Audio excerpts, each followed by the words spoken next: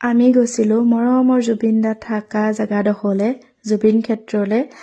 আৰু মানুহৰ ভিৰ দেখিছে নহয় আজি 3 মাহ ধৰি মানুহৰ ভিৰ কমা নাই কিমান মৰম থাকিব লাগিব এজন মানুহৰ কাৰণে ন ইমান ভিৰ আনকি মানুহৰো নহয় জীৱ জন্তু পশু পক্ষী চবই দাদাৰ কাৰণে মৰম অলপমান জুম কৰি আপোনালোকক দেখুৱাইছোঁ দেখিছে নহয় পাৰ বহি আছে ইফালে দুটা দেখিছোঁ